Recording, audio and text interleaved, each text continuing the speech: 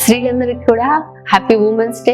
ప్రభు మిమ్మల్ని మీ కుటుంబాన్ని దీవించును గాక. అనేకులకు మీరు ఆశీర్వాదకరంగా ప్రభు మిమ్మల్ని నిలబెట్టును గాక. ప్రభు ఈ రోజు మనతో మాట్లాడుతున్న చక్కటి మాట మనందరం కూడా చదువుదామా. లూకా సువార్త 1:42 చూస్తున్నట్లయితే, స్త్రీలలో నీవు ఆశీర్వదింపబడిన దానివు, నీ గర్భఫలము ఆశీర్వదింపబడినని ప్రభు ఈ రోజు వాగ్దానం చేస్తున్నాడు.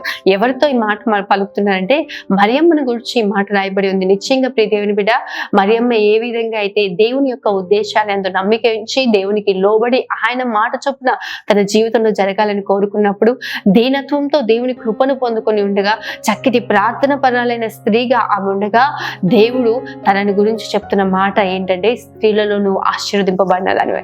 ఇట్టి ఆత్మీయ అనుభవం కలిగి మీరందరూ కూడా నడిపింపబడుతుండగా, మీరందరూ కూడా ప్రభు యొక్క చిత్తానికి మిమ్మల్ని మీరు అప్పగించుకొని, ప్రభు యొక్క మాటకు చొప్పున మీ జీవితాల్లో జరగడానికి, ఆ మాటకు మీరు లోబడి ప్రభు కృప పొందుకొని చక్కటి ప్రార్థన అనుభవం కలిగి మీరు నడిపింపబడుతుండగా, మీరు కూడా స్త్రీలందరిలో ఆశీర్వదింపబడిన వారిగా నిలబడిపోతున్నారు.